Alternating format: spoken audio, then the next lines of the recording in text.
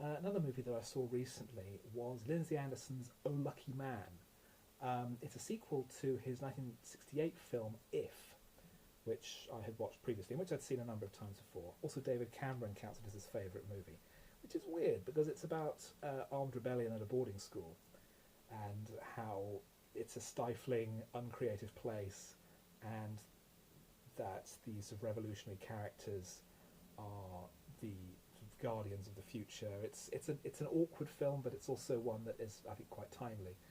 The end of the movie, where they actually rise up in armed rebellion against the authorities of the school and start mowing down the teachers with machine guns. I wasn't cheering, but I wasn't not cheering. So 5 years later, Anderson and Malcolm McDowell, the lead from If, reunited on Oh Lucky Man. And it starts with a prologue, filmed in silent black and white, of workers in a coffee plantation. One of them steals some beans and he's punished by having his hands cut off. We jump forward to the present day, where McDowell's character from the previous film, Mick Travis, is now a coffee salesman, newly recruited, and he goes off into the new rounds that he's doing, selling coffee, seducing landladies. One of his fellow cohabitees at a boarding house gives him a gold-threaded suit, which is obviously symbolic. And he travels around having various adventures, gets involved with military experiments and interrogation and scientific experiments, and meeting a band and seducing a groupie played by Helen Mirren, because it's one of those movies that everyone's in. Not only is everyone in it, but they're all playing multiple characters as well. Working for the richest man in the world, who's also incredibly evil and played by the same actor who played the man who gave him the suit, Sir Ralph Richardson, no less. And he has these various adventures where he learns about how he has to sell out his morality in order to become successful. The movie is 3 hours long. 3 hours. It's nearly as long as Lawrence of Arabia, and it's full of antics and action and occurrence, and yet it just goes to the same thing over and over again. You have to sell out in order to be successful because, late stage capitalism is bad. Yes, I know. In 1973, this might have been quite revolutionary for a mainstream movie to say, although I struggle to think of this movie as being mainstream. But these days, this is sort of orthodox attitude, really, among people who actually have an education. And by an education, I mean have an awareness of the world. Not necessarily, they went to the right school, because obviously that doesn't matter. But it's a say, prepare to sell out all your morality and all your values if you want to climb to the top of the tree. Yes, I know this. Is it worth 3 hours of my time for you to tell me this? In a comedy that is not funny? In scenes that have Arthur Lowe from Dad's Army blacked up and looking weirdly like Trevor McDonald?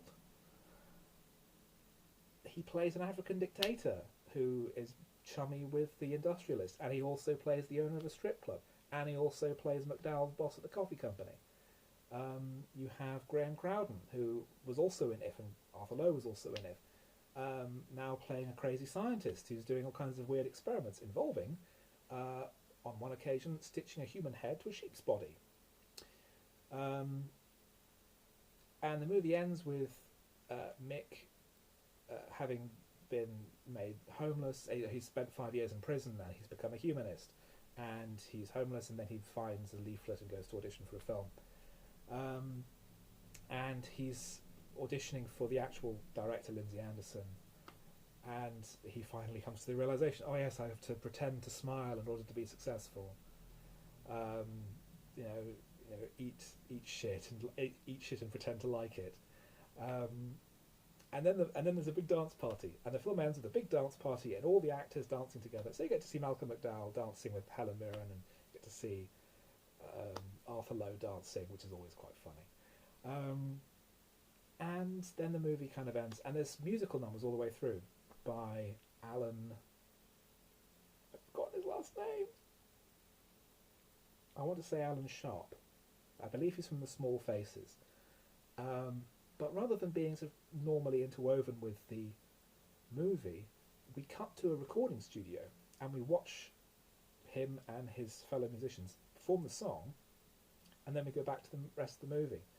And this happens multiple times. And again, this movie is 3 hours long. I found it horrendously overrated. Malcolm McDowell says that it's the best thing he's ever done. It's not. It's not, Malcolm. If was better than this. Clockwork Orange was better than this. I appreciate you might have had a bigger personal stake in this because it's based on a story that he wrote about his days as a coffee salesman before he became an actor. But it's a very bloated, undisciplined, unfunny film. It's kind of a symptom of the new Hollywood, I think, in that it's this big epic where they would just throw money at directors who had made some kind of artistic statement with a previous film, as he did with If, which is a great film, which I massively recommend. They throw money at a director and they just do whatever they want, and they turn in this.